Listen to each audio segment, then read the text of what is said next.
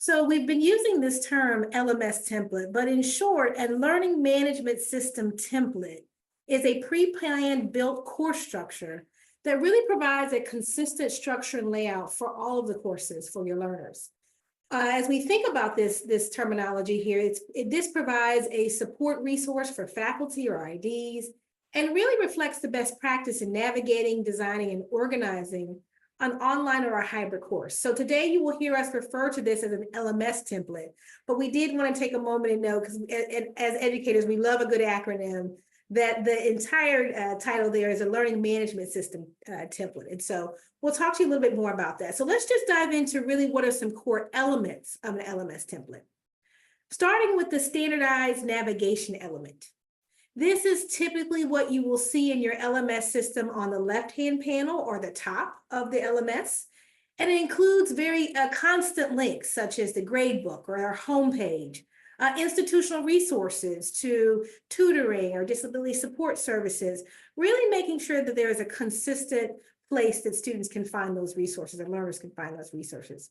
And easy to access communication tools. So when learners enter every single course, this common navigation element is critical in an LMS template.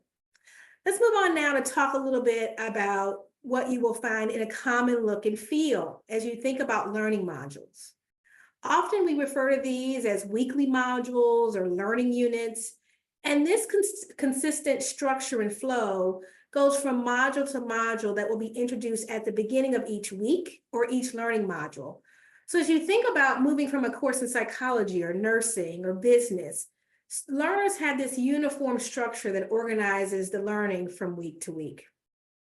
Lastly, I want to talk a little bit about what we know matters to learners in terms of how the content is organized. And this is really critical as we talk about the importance of retaining and engaging learners. One of the things I tell many faculty is no matter how great your course is, if students don't know where to get started, we've lost them before we've even started.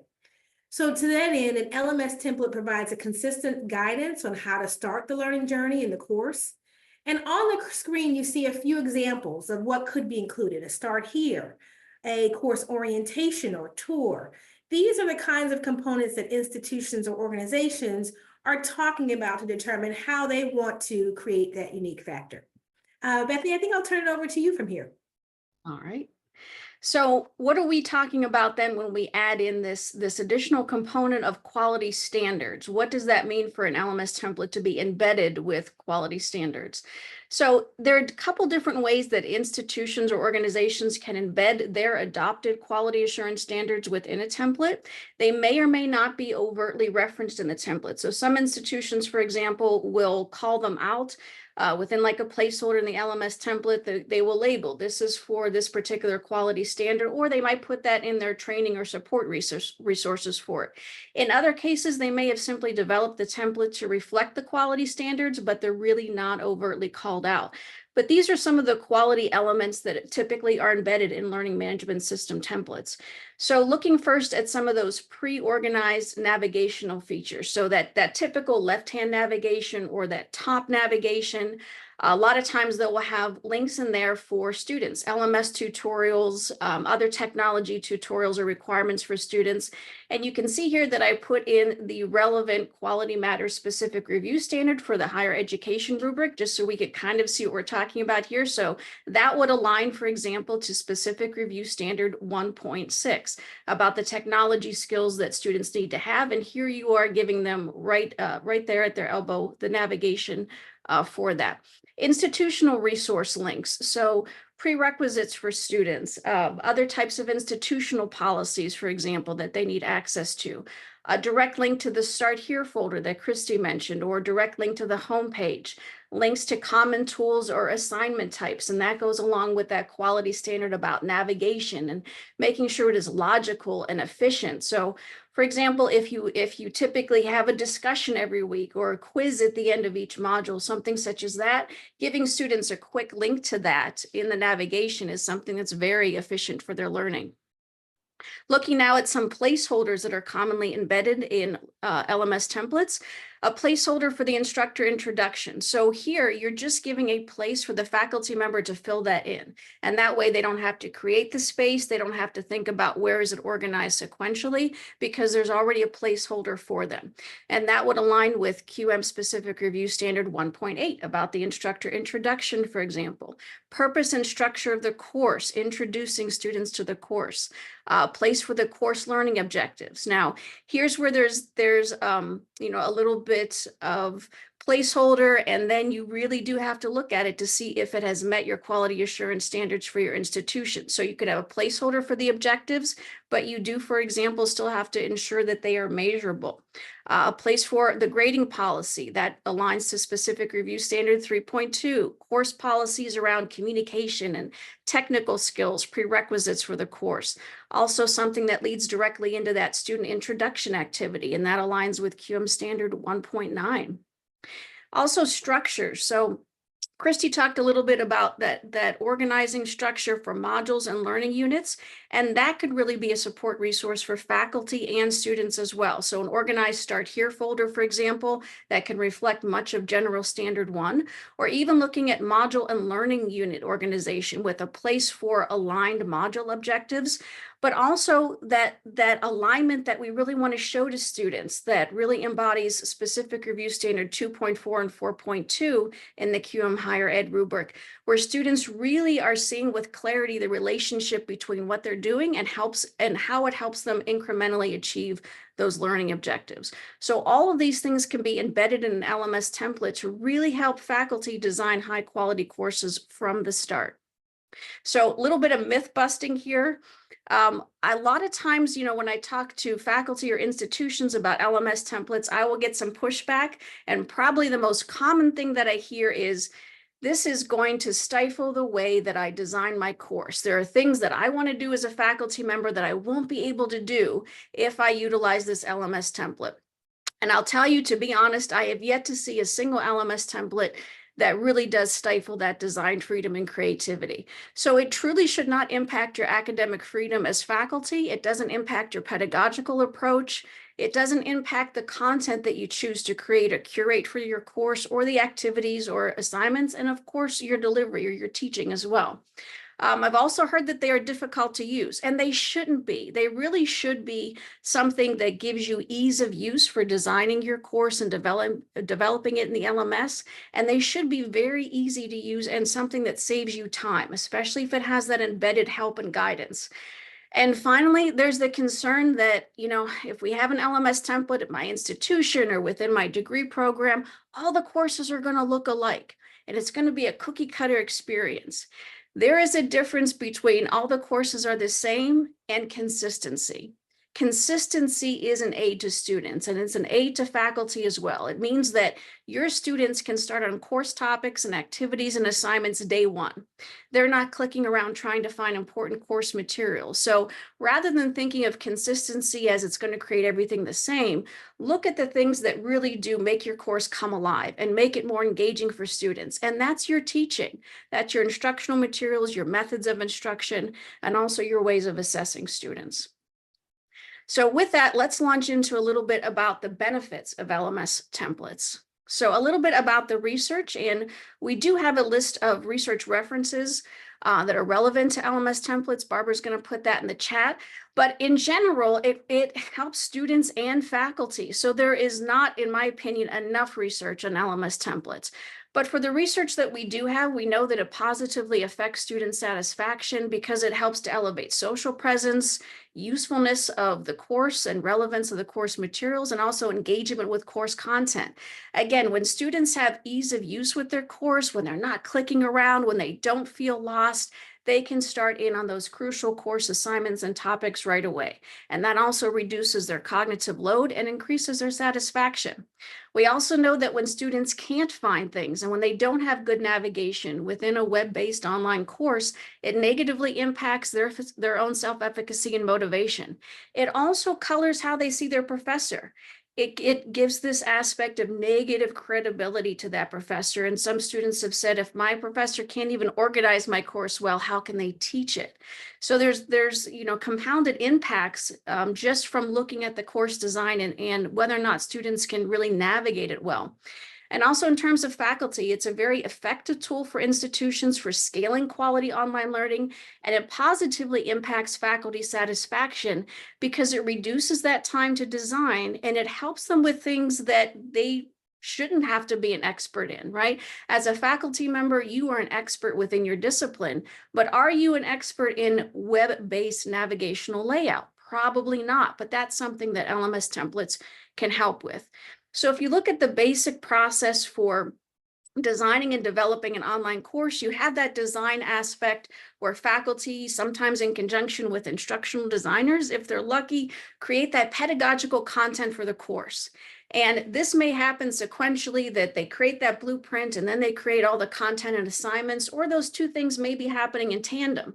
But it gets to the point where you're ready to actually build something in the LMS and you're ready to upload those items.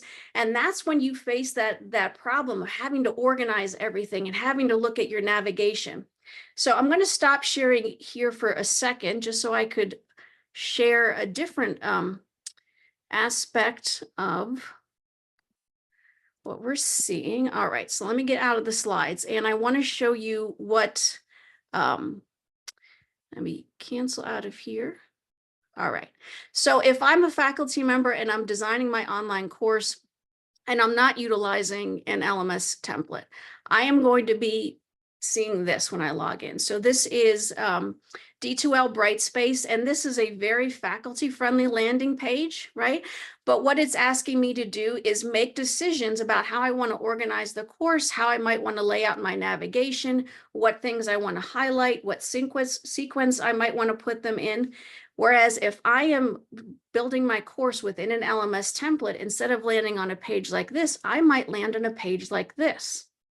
And this gives me embedded guidance. So for example, this is the announcements widget. And in this, we have embedded some guidance for what might I want to talk about or announce as a faculty member? How might I want to use this tool as the semester goes on? If I click into the Start Here portion of this example LMS template, and this is an example for higher education. This is the one that is in the master class. Cristi is going to talk about a little bit. You can see that it already has placeholders for me to put in information about the course, that course overview. It has a placeholder for my instructor introduction.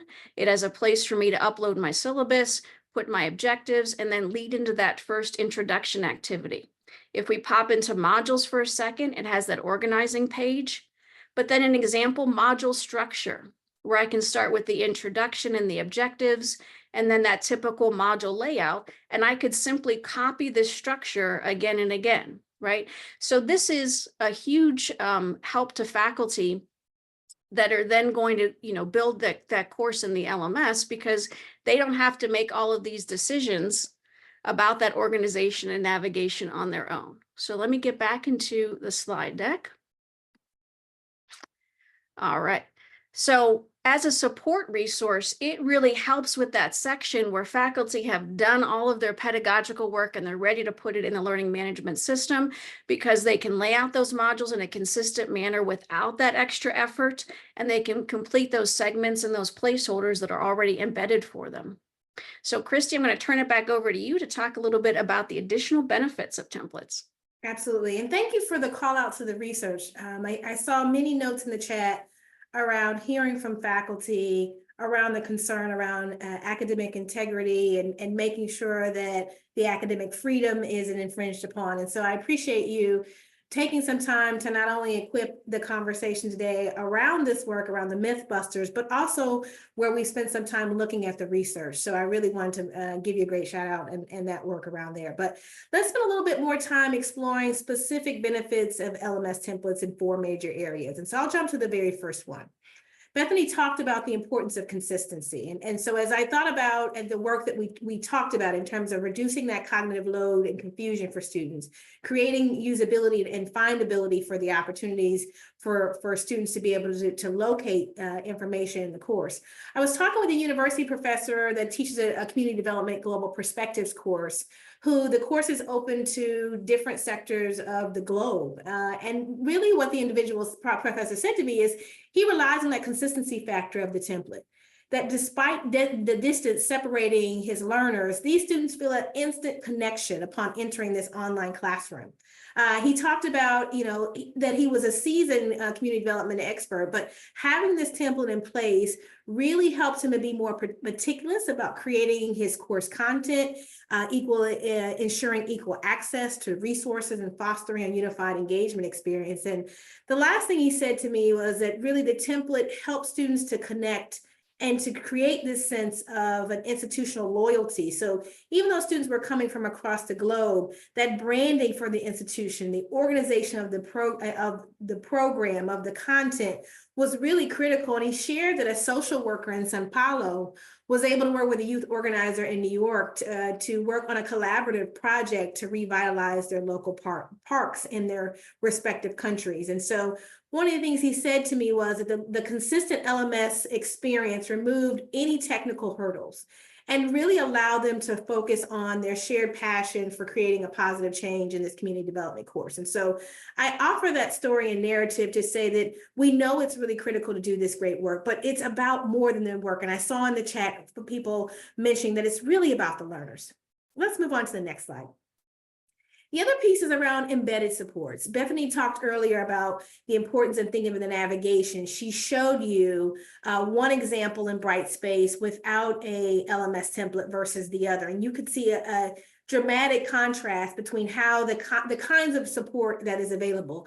So those could be student support. So we've talked about the ways that we can embed LMS tutorial support, and we can think about library services and other kinds of student support.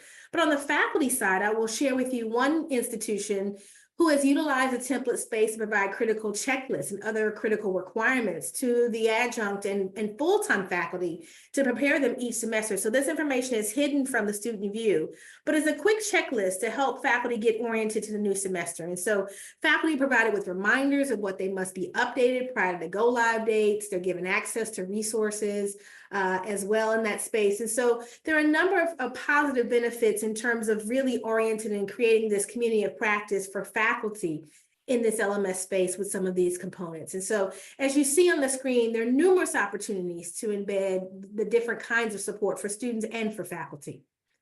I want to move on to talk a little bit about efficiency. As institutional leaders, and I saw we had a good number of institutional leaders on the call here today, there's always a call to measure ROI or the return on investment. And one of the major ways that we can do that in using an LMS template is saving time of the faculty member, of the instructional designer, of the content designer. It's really one easy way we can measure how much benefit you can receive from your template. And it gives us an opportunity to create an area of constant measurement around continuous improvement. So now that you have a constant look and feel in every single course in these elements, really let's delve in and make sure that other parts of the course are meeting the learner's needs. And so as we talk about the increased quality from the start and really the efficacy and the efficient path that learners will be able to take through the material, it's about this efficiency and how can we find other ways to increase return on investment there. Next slide. So let's talk a little bit more. We talked about research. We talked about the definition around an LMS. So we've shared a lot with you, and I saw some notes in the chat, and I think we're going to answer some of those questions for you now. But you may be thinking, what are the ways that I can create or improve an LMS template? So through our partnership with Quality Matters, D2L has created a master class to allow you to do just that. So on the screen, you will see a QR code, as well as we will put in the chat access to a link. The QR code and the link access is a free masterclass. It's available to all individuals. You don't have to be a Brightspace or a D2L user at all.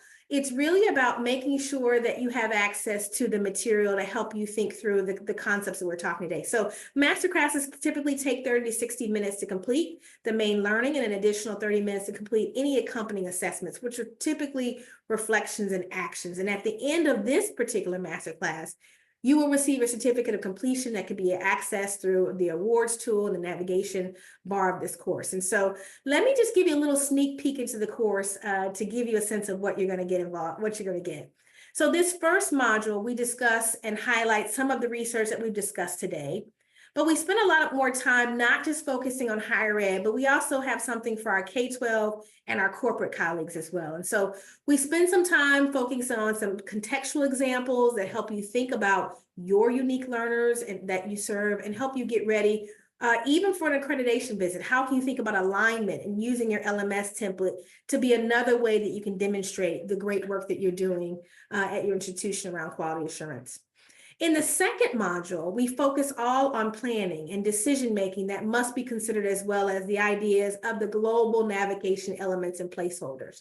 Bethany gave you a good example today when she showed you the before and after, but this second module has an accessible walkthrough. So we're going to demonstrate some of the best practice to you and key principles as we talk about creating that LMS template. So if you didn't get to see the before and after in this webinar, you have a full walkthrough in this second module. And this comprehensive view could be used to create greater awareness on your campus or generate ideas as you determine the pre-built organizational structure that you would like to employ at your organization.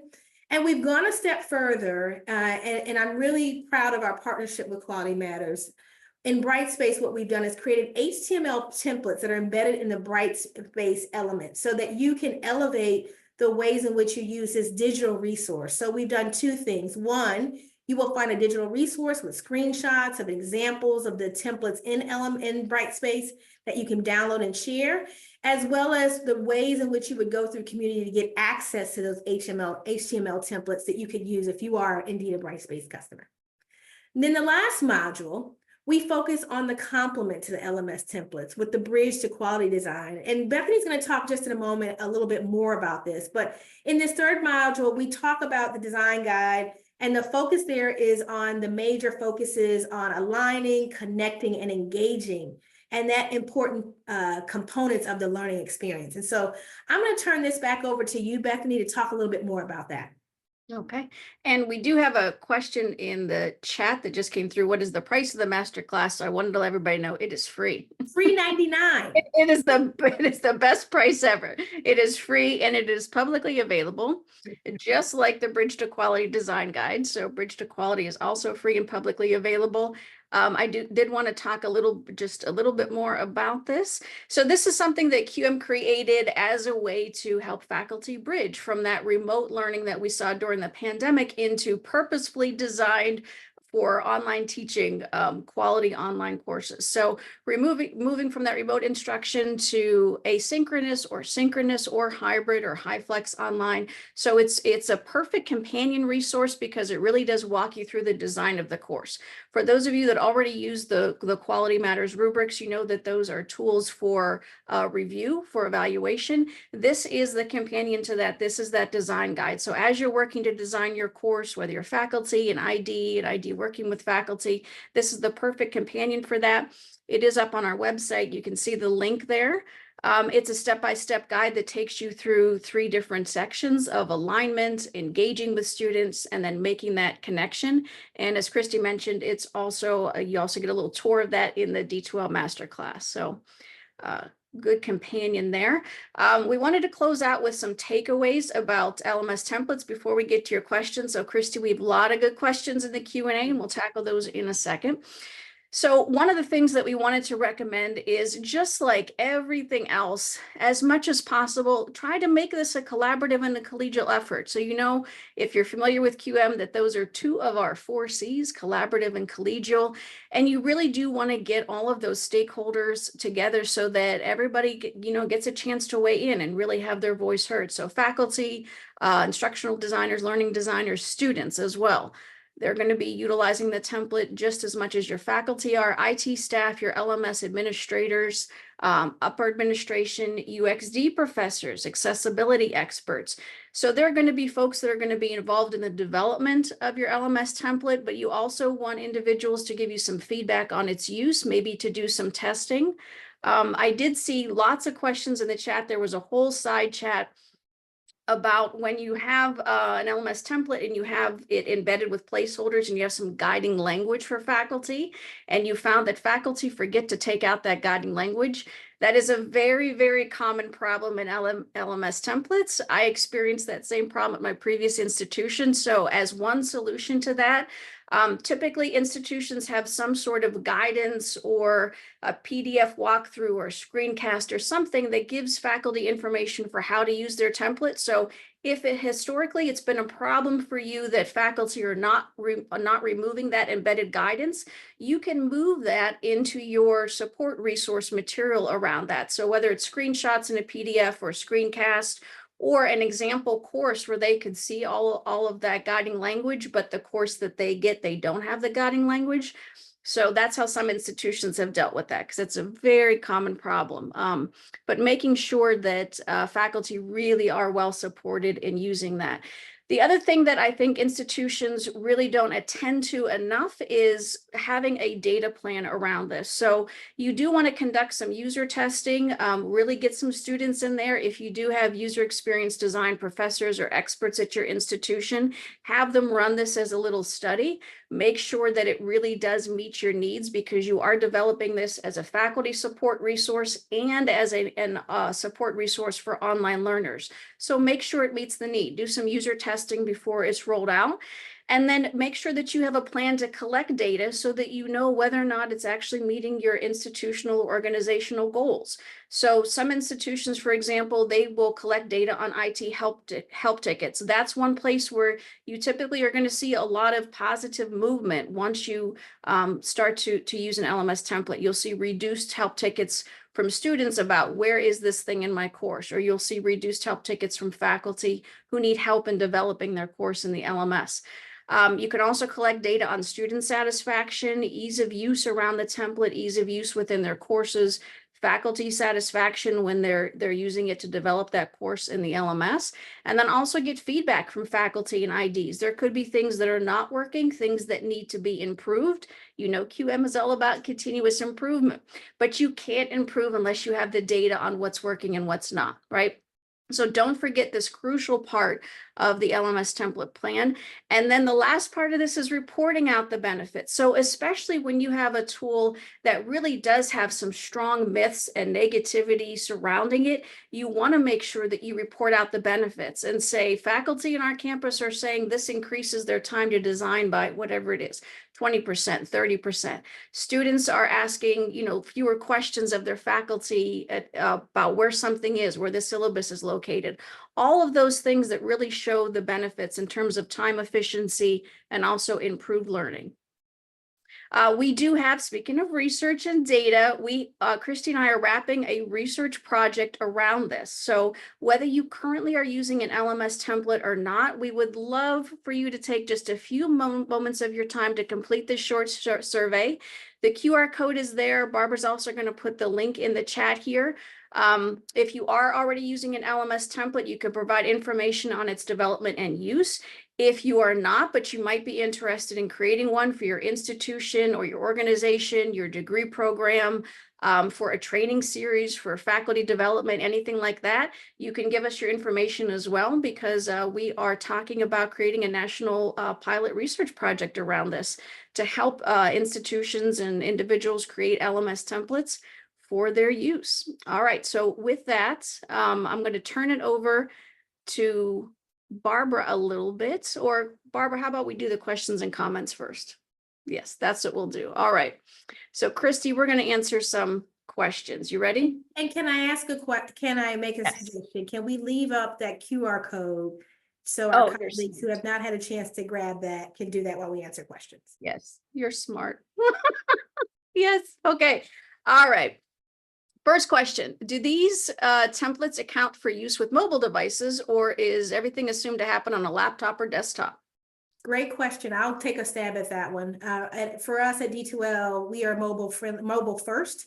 And so as we think about and talk about these HTML templates, it's really critical that we think about the mobile environment. So I would argue that as you're looking at the HTML functionality, you will see obviously a focus in the laptop, but it is mobile friendly. So those HTML templates will transfer over. And so there is a focus on making sure that we're meeting learners where they are, and most of them are on their phones. Okay. All right. Do you recommend that the standards be called out, or is it okay to leave that out and reference it in other training material? Excellent question. We go into this a little bit in the master class, but in general, it really comes down to your institutional culture and context. So there are some institutions where they have found it advantageous to, I hear this phrase many, many times, hide the vegetables, as it were. So if you are getting a lot of pushback about the conversation on quality, and maybe this is something where you want to kind of go back to the drawing board, have better conversations about it, but you don't want it to impede the progress of faculty using the LMS template, you may want to quote unquote hide the vegetables and have that quality element embedded, but not overtly call it out. The other option is to not have it called out in the template, but to put it in the training materials. And then the third option is to highlight it in both. So it really, I think, comes down to your campus and what those conversations are around it. Hopefully you are having the good conversations about how these quality design elements are going to really help student learning and really support your online learners, so that calling it out would be a good thing. But institutions handle that in a variety of ways. Good question. Is there a checklist of these items? So Joseph, do you mean a checklist in terms of like the placeholders that you could put in and the navigation elements? If that's what you're saying, that essentially is in the master class. So I don't know that it's formulated as a checklist, but all of those items are individually called out in the presentations. Would you say that's true, Cristi? Yeah, I would agree with that. I was going to also say the bridge to quality is a really great accompanying piece as well, depending on what the impetus of that question was. Oh, yeah, very good point. Yes, thank you. Yeah, because that'll give you that checklist for that design.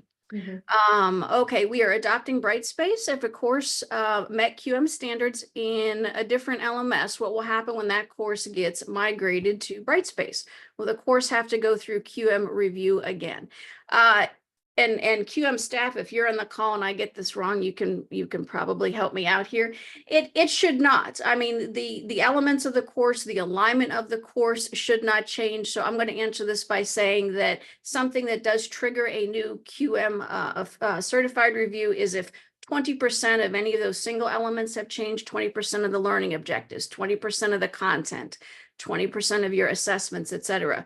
But it doesn't seem as though any of those things are going to change when you migrate to your new LMS. So it shouldn't. Your QM certification should transfer there nicely. Okay. Where do the placeholders reside? So placeholders can be in various places in the LMS templates. You saw there, I think, when I did the tour, and I know that the text was a little bit small to read, but that's another encouragement to go to the masterclass. But some of the placeholders, for example, within the Start Here folder, there will be a placeholder for the instructor introduction. Or within a particular module learning unit, there might be a placeholder for the module learning objectives that are attended to in that unit.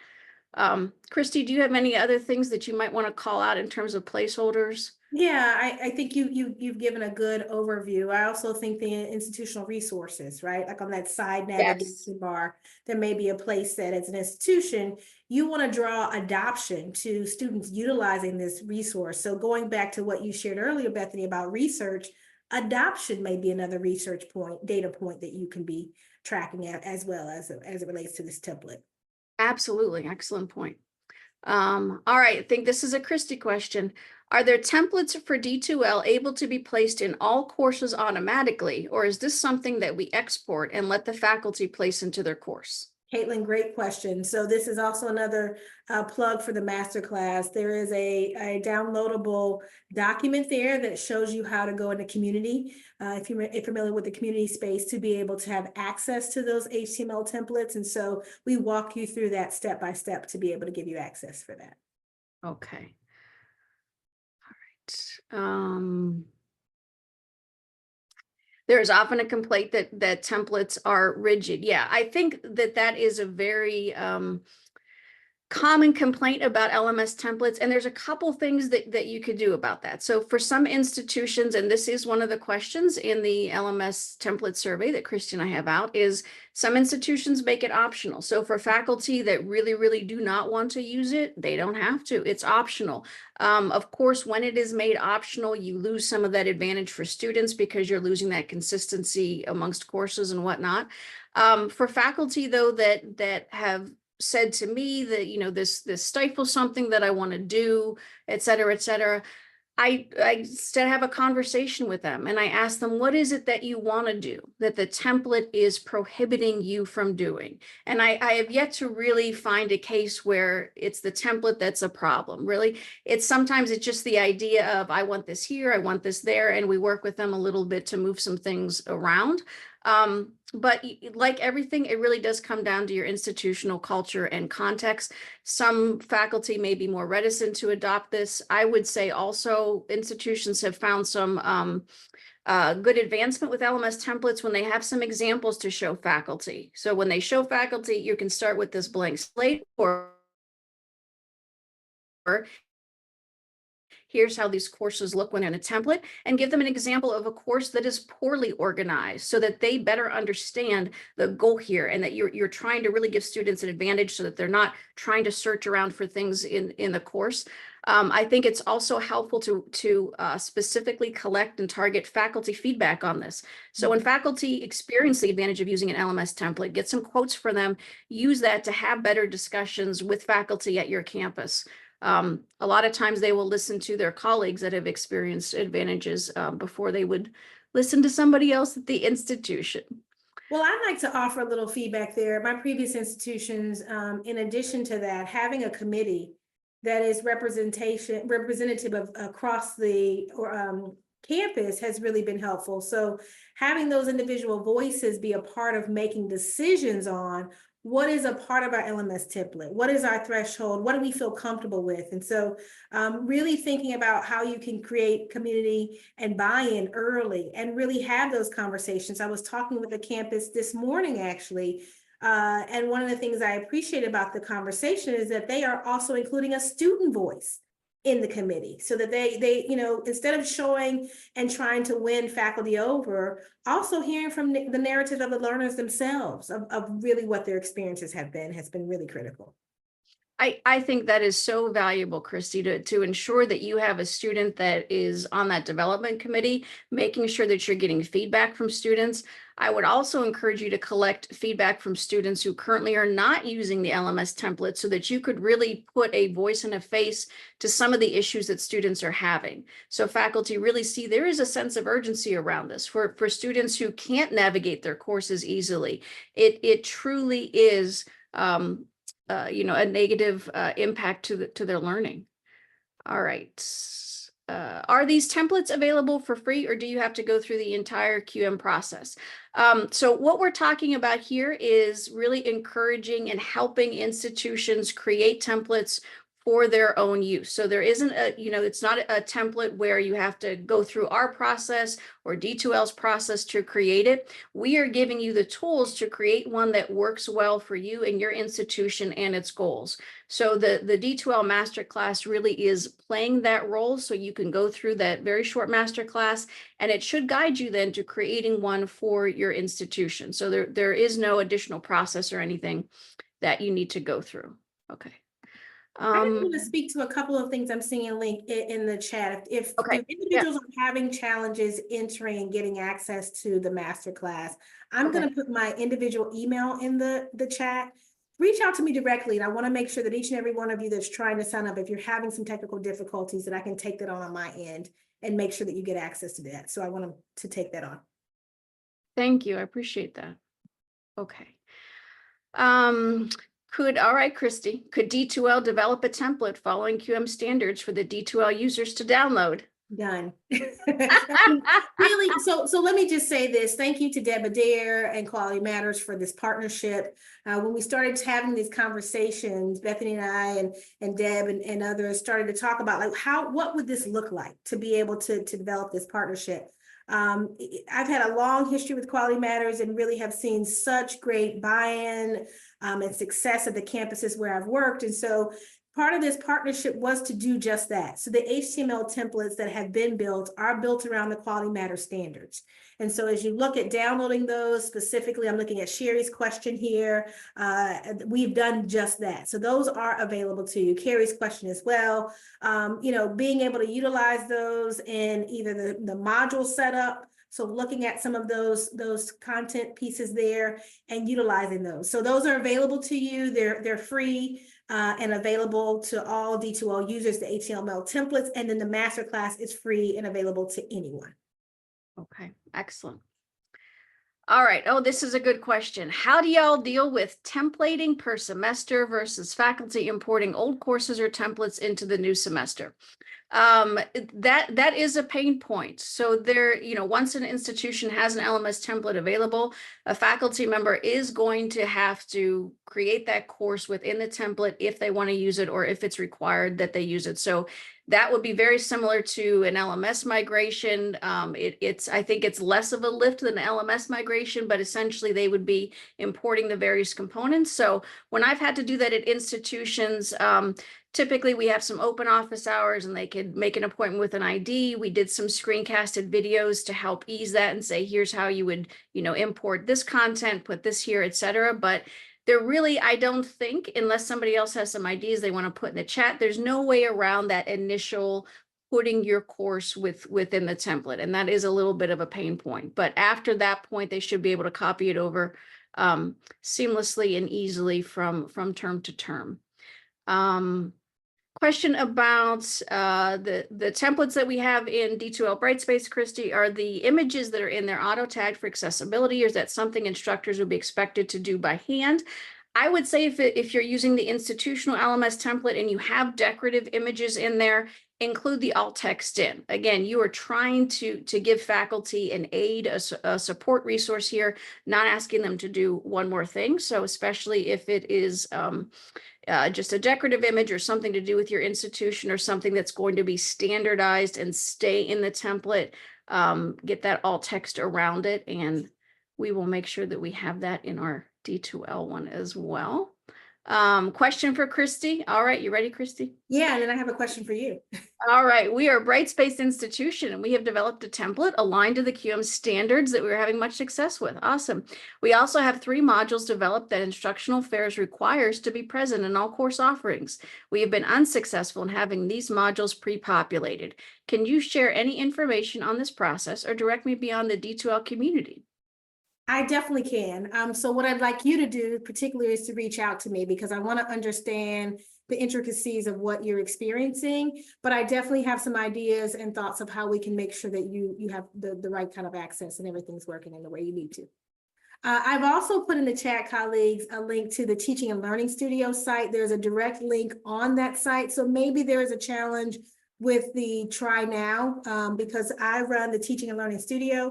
And so if you click that link, you will see a link that says sign up for master classes here. You click that link, it should take you right there. But if you still have challenges, please, please, please don't hesitate to reach out to me. Bethany, I have a question for you. Yes. Talking about the master classes and the LMS templates, how did LMS templates prevent brain dumping? How do LMS templates prevent brain dumping? Do you mean in terms of the faculty member designing their course? Yes. Okay. Well, I that's a very interesting question. All right, I'm putting my faculty hat back on. I can tell you as somebody who is passionate about what they teach, as I know all of you are, that sometimes you're just so like, I got to include this article. I really love this chapter, or they have to read that, they have to go to this website, and you want to put all that in the course. I think when you have support resources that give you some bumpers around that, and that focus on alignment, and focus on that need to know, and focus on, are you giving students what they need to engage with in order to really show the evidence of achievement of your learning objectives, it could curtail that a little bit, because you don't want to dump a whole bunch of information. When you do that, you exceed the amount of workload that you're asking from students. And you're saying spend hours and hours more time on this content rather than actually working with this material. So in terms of trying to prevent, I'm going to say it this way, overstuffing in courses, which faculty tend to do, especially in online courses, because we can treat that LMS disrespectfully as a content repository and load up all of those great articles that we love.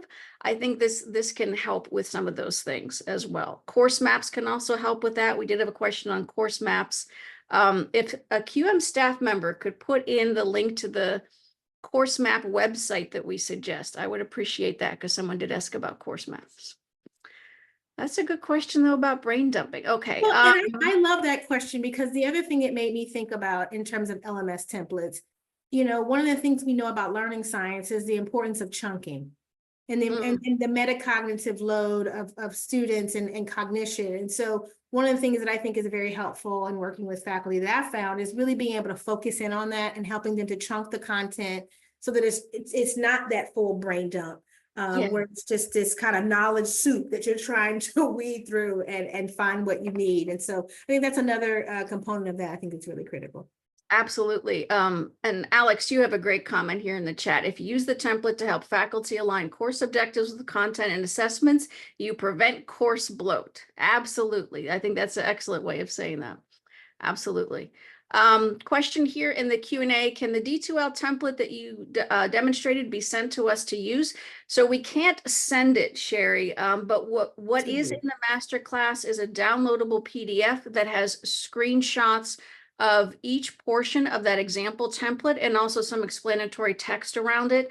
And we are going to be uploading an example for K-12 as well as corporate. So right now, the example that's up there is higher ed, but it comes with a downloadable PDF as well, where you can see each individual aspect of the template, and then you can recreate it at your institution. Bethany, I have a question from you, from Mauricio. Yes. It's a great question. It talks about how can one be successful in implementing a template when the ID department is made up of only one staff member. I find that some faculty use a template, but it's difficult to accomplish what's been mentioned in the webinar with such a small department. So would love to hear your thoughts on that. Yeah, I think that I think it's actually something that you would really want to do if you are a small department, because you can't meet individually with all those faculty. So most institutions are in that exact same circumstance, that they don't have enough instructional designers to really meet the need for faculty support. So creating things like this, I think, is going to be really helpful to those small, online learning or DL departments. In that case, especially, Mauricio, you would want to create that collaborative committee to make sure you have faculty representation, student representation. You as the ID, if you are the ID, you would be on there as well. So then you're creating it by committee. And then your faculty really could really get, that advantage, that design advantage, and hopefully it would be, a better use of your time then. So these types of support resources where, you're creating one thing to help a number of faculty because you can't meet individually with the individual faculty members. I think these are the things that really are a support to scaling online learning, especially if you have a small DL department at your institution. One more question I think we both could tackle. First of all, thank you, whoever has taken the survey, but the comment is, just took the great LMS template survey, super opportunity to reflect. Is it possible to include the survey questions in a post-webinar send to all of us? We are going to include the link to the survey in the post-webinar email. Yes. So you will get the recording. And I hope that's what you're asking. You will get the recording. You will get the link to the survey. You will get the link to sign up for the masterclass. And again, in the masterclass, you'll get that walk through the template. You'll get the downloadable PDF. The research references are also in the masterclass, and they are downloadable. Fantastic. Oh, okay. So you're saying you wanted the survey questions like as a printout or PDF. I'll tell you what, anybody that wants us to list the questions, go ahead and send an email to research@qualitymatters.org, and I'll send you that as a PDF or a Google document. No problem there. Okay, any other questions you see in the chat? There's one question many. here that I think I would like to respond to. An institution is in Okay. the process of switching learning management systems, but wants to implement templates. The question I think is asked to both of us, would it be beneficial to just wait to get to their new LMS to design the courses with the template? So I'd love to hear your thoughts first, and then I'll feel free to chime in. Oh, so would it be better to wait until they move to the new LMS?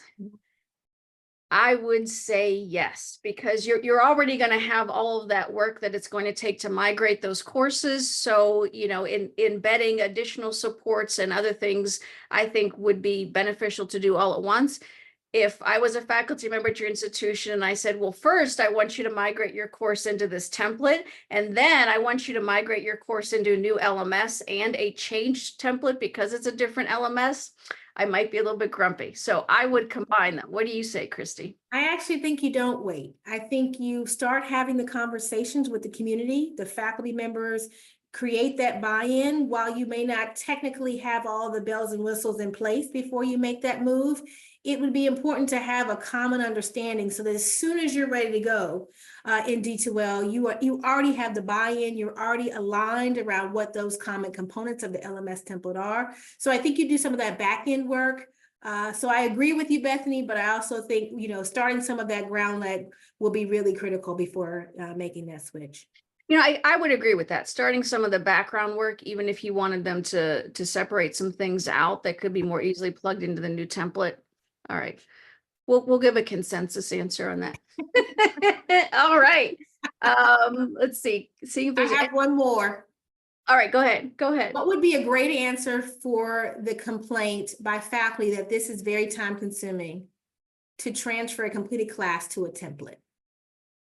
Well, I used to tell faculty, you're revising your course anyway, how often? And most faculty revise their course every 3 to 5 years, or you have to revise it because you're migrating or whatnot. So I would pitch it as an opportunity for them to look over their course to see maybe what aspects need revised or refreshed. And in doing so, this is something that could really be an aid to that. It's also a sort of one and done in some ways, that you are putting that initial time into it, but you only have to do that once. I would also talk a lot about the benefits to students. So yes, I'm spending time as a faculty member putting my course in this template and reorganizing it from how it was before. But if you're telling me that I am going to be, receiving fewer questions from students about where is X, Y, and Z, or if I'm going to have an easier time grading, or if I'm going to have more time to spend giving guidance and mentoring to students, have more time on feedback, that's something that's going to appeal to me. More time on teaching, less time on some of these administrative tasks and answering questions about where's this in the course. Sign me up. So I think this is also where those collecting feedback from faculty, really touting the benefits, collecting data, that's where all that is going to come in, because it's a good question that you really need to have a good answer to. All right, that's the last one I see. Okay. All right. And Barbara, I stopped sharing too quickly. I know that I'm going to reshare. I know we have a couple things that we want to go over. So that is it for me and Cristi. We appreciate you all joining us today. Thank you so much. You are going to receive the recording, and Barbara, I'll turn it back to you for the last couple minutes. Okay, just really quick, there's just a little bit of information about Quality Matters. I want to thank you for joining us today. I'm going to put in a link for getting to our upcoming events. We have 3 virtual conferences coming up. Let me get to the chat here so I can put that in. Here we go. And we also have QM Connect coming up in person in the fall. Also, if you go to qualitymatters.org/events, you're going to be able to get to different workshops that you can sign up for, as well as registering for QM Connect.